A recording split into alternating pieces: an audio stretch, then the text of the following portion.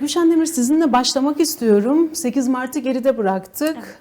Kadınlar aslında böyle günlerde birçok duyguyla sokaklara çıkıyor. Bir yandan şiddete karşı öfkeleri var, diğer yandan coşku da yansıdı. 8 Mart eylemlerinden feminist gece yürüyüşleri de yapıldı birçok kentte. Kadınların talepleri vardı. Belki bu talepleri konuşmak gerekecek. 8 Mart'ta, 8 Mart mitinglerinde, feminist gece yürüyüşlerinde kadınlar hangi talepler etrafında birleşti diye sorarak başlayabiliriz sanırım. Öncelikle özgür basın emekçilerini selamlıyoruz. Emeğinize sağlık diyoruz. Bize bu fırsatı verdiğiniz için ve bütün seyircilerimizi de selamlıyoruz. Bahsettiğiniz gibi 8 Mart 2026'yı geride bıraktık. Çok kıymetliydi bizim açımızdan. Öncelikle zaten 27 Şubat çağrısıyla Sayın Kürt Halk Lideri, Önderi Sayın Abdullah Öcalan'ın çağrısıyla birlikte gelen süreçten kaynaklı hepimiz için ayrı bir önem arz ediyordu bu 8 Mart. Açıkçası 8 Mart öncesindeki çalışmalardan öncelikle bahsetmek isterim ben. Çeşitli atölyelerde kadınlarla bir araya gelme fırsatımız oldu. Birçok kentte, birçok köyde bir araya geldik kadınlarla. Ve kadınların özellikle bu süreçle ilgili beklentileri nelerdir? Önderliğin çağrısıyla ilgili beklentileri nelerdir? Devletin ne yapması gerektiğine dair fikirleri nelerdir? Ya da kadına yönelik şiddetle ilgili neler düşünüyorlar? Bunları birebir görüşebilme fırsatına eriştik. Kadınların bulundukları her alanda kendi yaşadıkları durumlara yönelik bazı ihtiyaçları, bazı talepleri söz konusuydu. Bu talepleri tek tek aslında değinmek çok kıymetli olacaktır.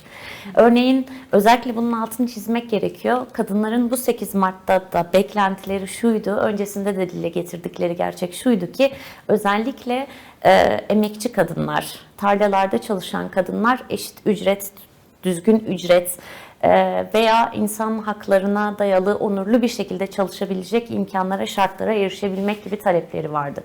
Çünkü çok düşük ücretlerle çok basit ihtiyaçların dahi karşılanmadığı şekilde çalışmak zorunda bırakılan birçok işçi, emekçi, tarım emekçisi kadın var. Onlar özellikle bunu dile getirmemizi de çok istediler. Çünkü 8 Mart'larda alanlarda yer alabiliyor birçok kadın. Ancak bizler patronlarımız, çalıştığımız yerlerdeki sorumlu kimseler izin vermediği için biz alanlara gidip dahi bu sesimizi, bu çığlığımızı dile getiremiyoruz. O yüzden bizi lütfen unutmayın gibi beklentileri vardı örneğin. Onun dışında kadınların özellikle savaşa karşı tepkileri çok ciddiydi. Biliyorsunuz çok yakın zamanda Rojava ile ilgili bir durum vardı. Şimdi biz 27 Şubat'tan sonra Türkiye'deki Kürtler olarak çok farklı bir sürecin içerisine girdik. Ve özellikle Kürt Halk Önderi Sayın Abdullah Öcalan'ın çağrısıyla birlikte kadınların öncülük misyonunun barış noktasında ve demokratik toplum noktasında öncü bir rolün olduğuna dair bir hatırlatma üzerine ciddi bir yoğunlaşmamız oldu bildiğiniz üzere. Ancak Rojava'da yaşanan özellikle kadına yönelik, kadın savaşçılara yönelik ya da orada yaşayan kadınlara yönelik bazı şiddet vakalarının, şiddet olaylarının Türkiye dahil 4 parça Kürdistan'da bütün kadınların tepkisiyle karşılaşıldığını ve buna kesinlikle müsaade etmeyeceklerini ifade ettiler. Biliyorsunuz saç örgülü bir kadının saçının kesilmesi gündeme gelmişti. Sosyal medyada da basında da çokça yer aldı. Bunun üzerine dünyadaki de Kürdistan'daki de Türkiye'deki bütün Kürt kadınlar ve bütün kadınlar saçlarını örerek aslında bu durumu kabullenmediklerini, kabul etmediklerini ve birlik içerisinde hareket etmenin bir zorunluluk arz ettiğini ifade etmek istediler. Bu anlamda savaşa karşı olduklarını, onurlu ve kalıcı bir barışın da gerçekten kadınların cümlelerinin, sözlerinin önem arz ettiğini, çünkü savaşların en ciddi mağdurlarının maalesef kadınlar ve çocuklar olduğunu bir kez daha hatırlattık. Birbirimize atölyelerde de, meydanlarda da bunu dile getirmeye çabaladık. Evet, evet. Tekrar döneceğim size değerli Suzan İşbilen. Gülşen Demir'i size de yine kadınların gündeminde olan bir başka başlığı sormak istiyorum. PKK Kürt Halk Önderi Abdullah Öcalan 8 Mart'ta bir mesaj yayınladı kadınlar için. Aslında bu son mesajdı belki ama öncesinde de süreç başladığından beri her mesajda kadınlar için de ayrı bir başlık vardı.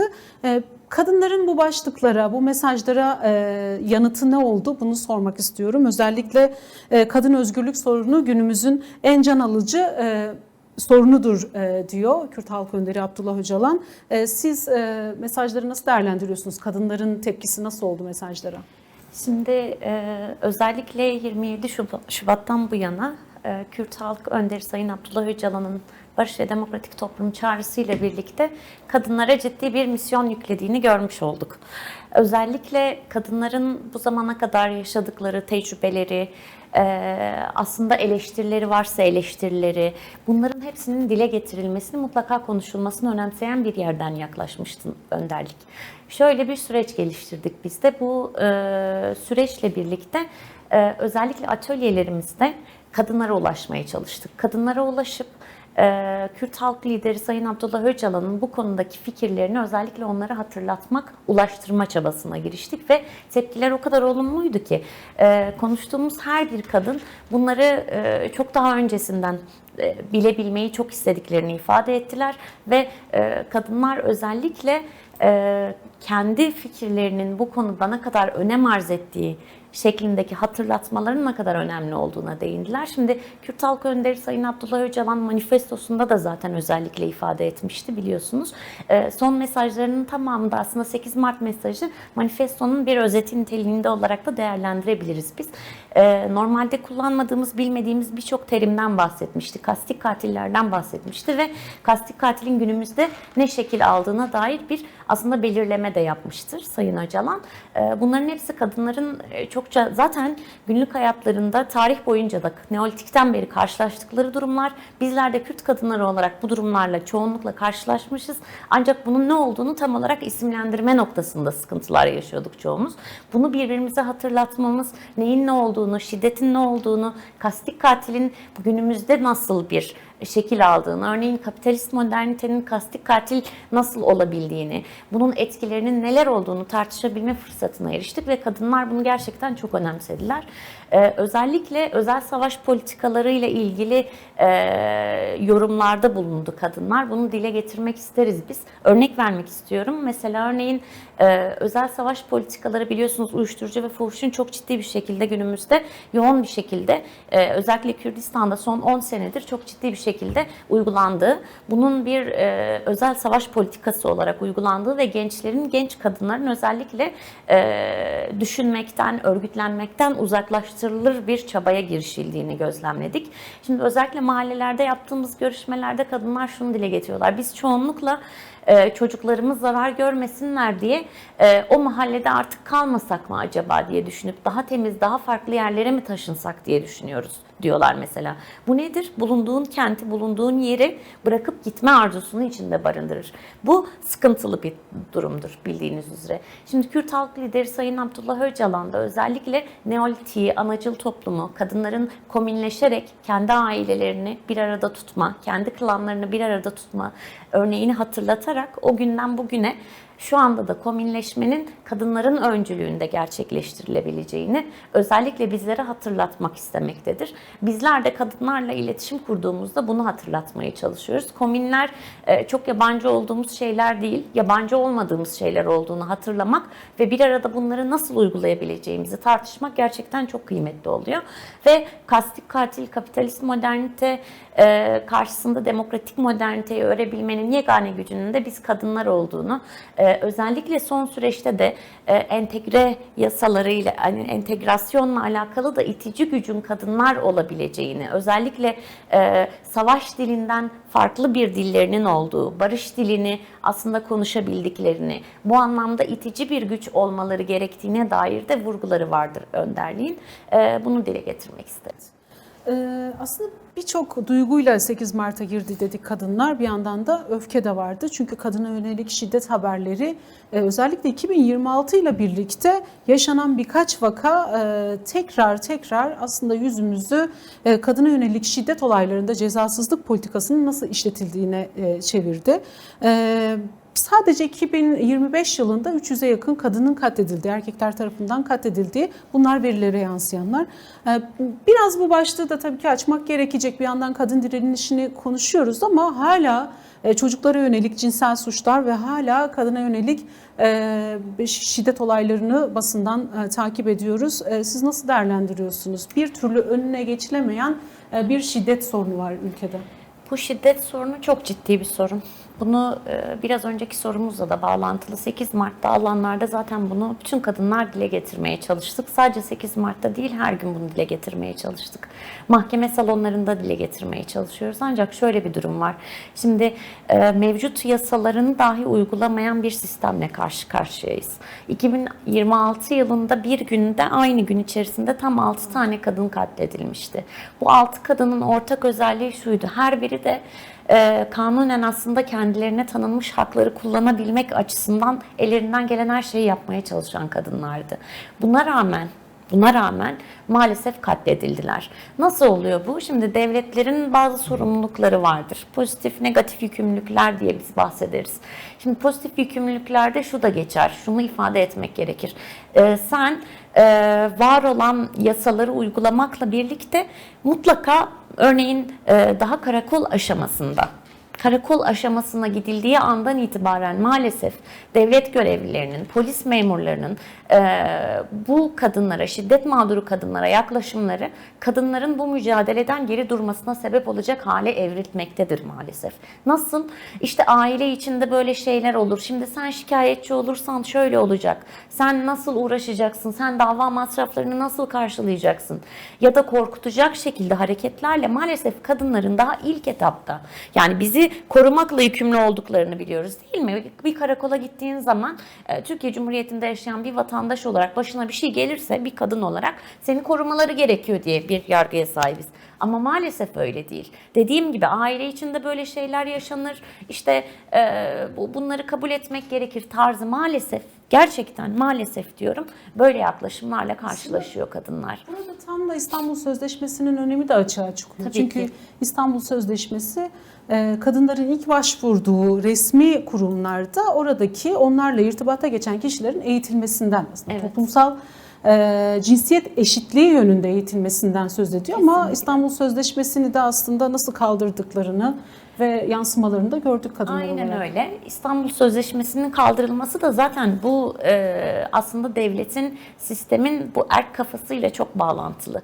Yani erkekleri korumak yönünde. Şimdi sen erkekleri şu şekilde koruyorsun. Sen pasif durarak da, yapman gereken şeyleri yapmayarak da erkekleri korumuş oluyorsun. Ya da cezalandırma politikaları, cezasızlık politikaları. Biz bunun mesela iyi hal indirimlerinden bahsediyoruz mahkemelerde.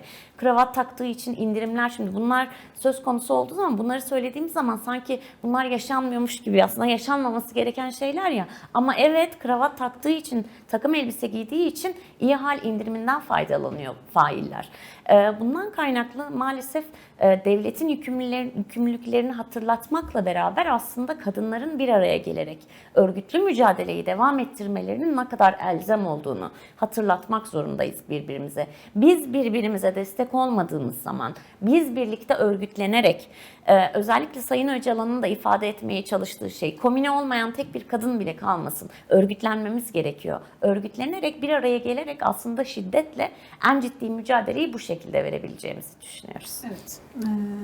Evet. Belki ne yapmak gerekir de sormak gerekecek. Toplumsal bu yaşanan şiddete karşı aslında toplumun nasıl bir tepki vermesi gerektiğini değerli Suzan İşbilen değindi belki, ama şimdi toplumsal ayağı çok önemli diyoruz. Özellikle kadınlara, çocuklara karşı suçlarda toplumun tepkisi çok önemli diyoruz. Evet, yasalar işletilmiyor. Evet, bozuk bir düzen var ama toplum burada ne yapmalı? Onlara nasıl bir görev düşüyor? Yani bir algı yaratılmış, o algı nasıl yıkılır? Nasıl tersine çevrilir? Toplum ne yapmalı? Toplum örgütlenmeli. Bir araya gelmeliyiz. Özellikle kadınların örgütlenmesi ve bir arada hareket etmesi bu tarz durumların önüne geçmek için en büyük seçeneklerimizden bir tanesi. Bunun dışında bir yol olduğunu düşünmüyoruz biz açıkçası. Evet, devletin yükümlülükleri vardır, sistemlerin yükümlülükleri vardır. Bunları yerine getirirler, getirmezler, ama bunların yerine getirilebilmesi için dahi bir araya gelip sesimizi yükseltmemiz gerekiyor. Özellikle komünleşmek çok önemli. Komünel toplumu yaratabilmek, bunu inşa edebilmek çok gerekli. Önderliğin de bahsettiği gibi bildiğiniz üzere komünleri sadece hani sağlık komünleri olabilir, kadın komünleri olabilir, dil komünleri olabilir, şiddete karşı komünler olabilir. Bunları uyuşturucuya, fuhuşa karşı komünler olabilir. Bunların hepsini bunu çoğaltmak çok mümkündür. Özellikle kadınların bir araya gelip seslerini yükseltmelerinin en büyük gereklilik olduğu kanaatindeyiz. Gülşen Demir, sizden de mesajınızı almak isteriz. Kadınların aslında 8 Mart'ını hepimiz birlikte gördük, oradaki taleplerini gördük. Bundan sonraki süreçte kadın mücadelesi nasıl ilerlemeli? Özellikle Kürt kadınları ve dünya kadınlarının kadın kurtuluş ideolojisinde yer alan 5 temel ilkeyi özellikle kendilerini düstur edinerek bir araya gelip örgütlenerek yurtsever duruşlarını devam ettirerek mücadelelerini, direnişlerini sürdürmelerini umut ediyoruz. Bizler de bu yolda elimizden gelen her şeyi yapıyoruz. Bizler de bu direnişin bir parçasıydı aynı zamanda.